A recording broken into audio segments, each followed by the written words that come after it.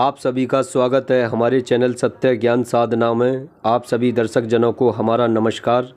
तो आज दर्शकों हम फिर से आप सभी दर्शकों के लिए एक लाभकारी और उत्तम एक सहायक शक्ति की साधना बताते हैं। तो दर्शकों यह रत्नेश यक्ष की साधना है, जो कि बड़ी ही दुर्लभ शक्ति और एक ताकतवर बलशाली साधक को हर सुख से संपन्न कर देने वाली ऐसे यक्ष की साधना है। तो दर्शकों आप वीडियो पूरी देखें ताकि आप विधिवत तरीके से विधान समझ सकें और साधना को पूर्ण कर सकें। तो दर्शकों जो हमारे कुछ जिज्ञासु साधक हमें फ़ोन करते हैं कि गुरुजी कोई ऐसी साधना बताओ जो बहुत कम समय में हमें धनवान बना दे, रईस बना दे, और जिससे कि हमारे ऊपर सामने वालों का पैसा है ज़्यादा ही, हम पे इतना यानी कर्ज है कि दे नहीं पा रहे हैं, ना ही ऐसा कोई मार्ग बन पा रहा है जिससे कि जल्दी से किसी का 10, 20, 50 लाख रुपया दे सकें। तो ऐसे दर्शकों के लिए जो दुखी परेशान हैं, जिन्हें धनवान जल्द से जल्द बनना है, वे इस साधना को करें। उनके लिए एक उपहार है ये। और आजकल का तो ये माहौल है कि साधकों से ही मतलब नहीं है, हर व्यक्ति की इच्छा ये है कि किसी ना किसी तरीके से, किसी शॉर्टकट तरीके से या कैसे भी करके कोई ऐसा मार्ग बने जो जल्द से जल्द यानी पैसा यानी आने लगे। तो ऐसे दर्शक ज़्यादातर साधना मार्ग में ही उत्तीर्ण होते हैं जब अपनी इच्छाओं को पूर्ण कर पाते हैं। तो ऐसे दर्शक इस साधना को करें, बड़ी ही लाभकारी साधना है। और हम आप लोगों के बीच वही साधना लाते हैं जो वाकई यानी प्रचलन में है और साधकों को यानी फल देने वाली साधनाएं हैं, जो सिद्ध पुरुषों की खुद मतलब विख्यासित शक्तियां हैं। और यक्ष जो शक्तियां हैं, आपने काफ़ी दर्शकों या सिद्ध पुरुषों से सुना होगा कि यक्ष यक्षिणी बहुत जल्द सिद्ध हो जाते हैं मानवों से, और वे साधक जो इच्छा रख करके उनकी सेवा याचना करता है, साधना करता है, वो साधक की इच्छा को पूर्ण करते हैं। साधक अगर अपनी जगह सही चलता है तो वे साधक का जीवन ऐसे धन धान्य से बना देते हैं कि साधक स्वयं विचार नहीं कर सकता। ये आपको रत्नेश यक्ष की बताते हैं कि ये आपको क्या लाभ देंगे।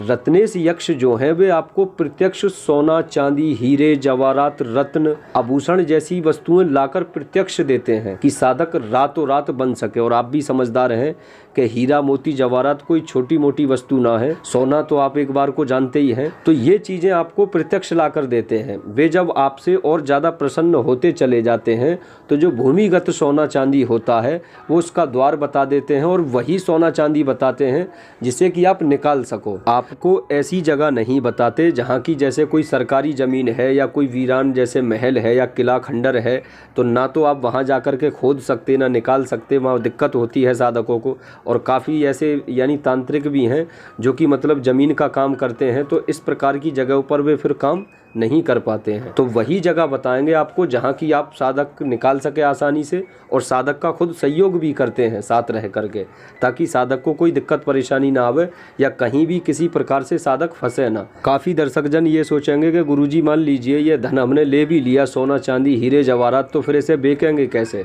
तो देखिए जो सरकारी एक हिस्सा होता है कि 10% या 20% वो आप दे करके सरकार को भी बेच सकते हैं कि भाई हमारी ज़मीन में मिला था, या जो भी है वो आप अपना सबूत दिखा दें और थोड़ा थोड़ा करके बेचें, आसानी से बिक जाता है, कोई दिक्कत परेशानी नहीं होती। हमारे भी कुछ जानने वाले सिद्ध पुरुष हैं, साधक हैं, वे भी इसी प्रकार मतलब जैसे काम करते हैं या ज़मीन का काम किया, जैसे भी वे प्राप्त करें तो वे इसी प्रकार सरकार का जो भी हिस्सा होता है उसे दे करके बेच देते हैं, कोई परेशानी नहीं होती।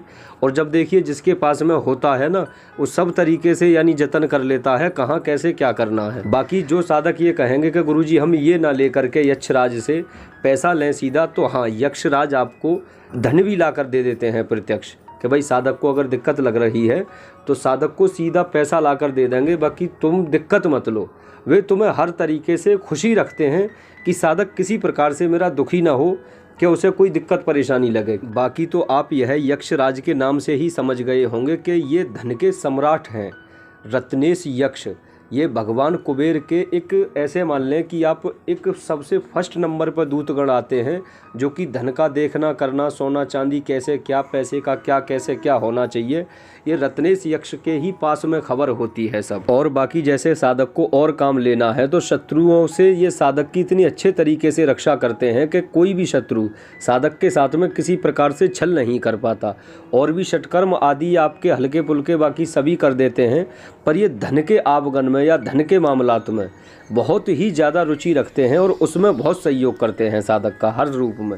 तो चलिए दर्शकों, आपको यह साधना विधि समझा देते हैं कैसे क्या करना है। सबसे पहले तो आप अपने साधना स्थल का इंतज़ाम कर लें। साधना स्थल कहीं पहाड़ी क्षेत्र में होना चाहिए, जैसे कोई पहाड़ी इलाका हो, पहाड़ पत्थरों के आसपास दरमियान में बैठ कर के साधना होगी। या कोई ऐसा वीरान किला देख लें जो कि वीरान पड़ा हो, जहाँ कोई यानी आता जाता ना हो। आप यह साधना को किसी भी अमावस्या के दिन से शुरू कर सकते हैं। अमावस्या से पूर्णिमा तक यह साधना होती है, मतलब 14-15 दिन की साधना है ये। इस साधना विधि में जैसे आपकी यानी अमावस्या यानी आने वाली है, तो उससे 2-3 दिन पहले से ब्रह्मचर्य का संकल्प ले लें, शुद्ध पवित्र रहें, किसी प्रकार का मांस, मद, मैथुन, प्याज, लहसुन इन चीज़ों का सेवन ना करें। ये सभी साधना के समय समय तक छोड़ दें।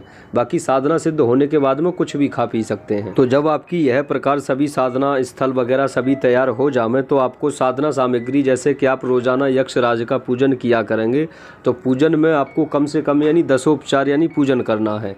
जो आप इसमें यानी आसन देंगे वो यानी लाल होगा चौकी पर। बाकी की सभी सामान सामग्री सफ़ेद रहेंगी। जो दिया भी आप रखेंगे, जो यानी साधना में दिया जलाने के लिए, वो आप सफ़ेद कलर से सफ़ेद कर लें उसे बिल्कुल। और सफ़ेद वस्त्र और सफ़ेद फूल, सफ़ेद मिठाई और खीर का भोग देना साथ में। इस प्रकार मतलब 9-10 उपचार पूजन होगा। बाकी ये हमने लिख करके दिया है, आप इस तरीके से समझ लें। और साधना शुरू करने से पहले जैसे आपके यानी इष्ट देव, प्रेत पितृ देव और आपके ग्राम देव, स्थान देव और जो भी आपके गुरु हैं, गुरु पूजन, यह सभी पूजन पहले ही करने होते हैं पहले दिन। इस प्रकार जब आपके पूजन हो जाएं, तब आप साधना को शुरू करेंगे। अमावस्या की रात्रि लगभग 9-10 बजे से, यानी 9-9:30 बजे बैठ जाएं। माला इसमें रहेगी रुद्राक्ष की। साधक का लिबास बिल्कुल सफ़ेद वस्त्र रहेंगे। बाकी हमने ये माला दिशा वगैरह कौन सी क्या रहेगी, कैसे क्या है, ये लिख करके ऊपर दिया है। इस तरीके से आप अपनी तैयारी कर लें पहले से ही। तो जब आप यक्षराज की साधना किया करेंगे, तो एक उसमें फ़ोटो रखना है। फ़ोटो आप एक सफ़ेद रुमाल पर एक सिंदूर से इस प्रकार की यानी आकृति बना लें, जैसे कि किसी एक देव की भांति यक्षराज बैठे हुए हैं। बाकी आप ये फ़ोटो देख लें, इस टाइप से आपको फ़ोटो बनाना है। ठीक इस तरीके से आपको अगर मार्केट से कोई सफ़ेद कलर का फ़ोटो इस तरीके से सफ़ेद वस्त्रों में मिल जावे तो और ज़्यादा उत्तम है। ना मिले तो आप सफ़ेद रुमाल पे बना सकते हैं। तो जब यह तरीके से आपकी साधना चलेगी, तो आप देखेंगे कि आपको पहले दूसरे दिन से तो शायद कोई ना हो अनुभव, आपको तीसरे चौथे दिन से क्या होगा कि जैसे वहाँ पर काफ़ी सारे लोग जैसे आपस में यानी बात करते हैं, यानी कान में यानी हौले हौले बात कर रहे हों, इस तरीके से हल्की हल्की आपको यानी आवाज़ें सुनाई देंगी। या फिर वहाँ काफ़ी सारे जैसे लोग दौड़ रहे हों, मतलब भागते हैं आपस में, इस तरीके की बातें होंगी। या फिर जब जैसे आप रात को सोआ करेंगे, तो आपको स्वर्ण चांदी के यानी जगह दिखाई देना, या कोई शक्ति आपको लेकर जा रही है, या आपने गाड़ी खरीद ली, या मतलब इस तरीके के आपको ख्वाब में दिखाई देना शुरू हो जाएगा। तो आप इससे ये ज्ञान लगा सकते हैं कि हाँ, हमारी साधना सही राह की तरफ चल रही है। यह प्रकार फिर आपका यानी 9वां-10वां दिन होगा, तो काफ़ी शक्तियाँ आपको दिखाई भी दिया करेंगी, जो आपको देखती हैं या घूर रही हैं या फिर आपके आसपास घूम रही हैं।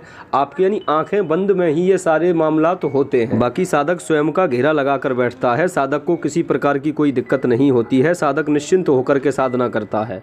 ठीक, बाकी जो भी दर्शक इस साधना को सिद्ध करना चाहते हैं, तो वे हमारे यहाँ से संपर्क करके विस्तार पूर्वक और इस विषय में जानकारी लें। जो साधक गुरु दीक्षित ना हो, वो गुरु दीक्षा लेकर के इस साधना को सिद्ध करें। और जिन साधकों के पास में अगर पहाड़ी क्षेत्र ना हो, तो हमारी जानकारी में है, वे हमारे यहाँ से जुड़ करके भी साधना को सिद्ध कर सकते हैं। तो ठीक है दर्शकों, आपसे फिर मिलते हैं दूसरी वीडियो में। नमस्कार।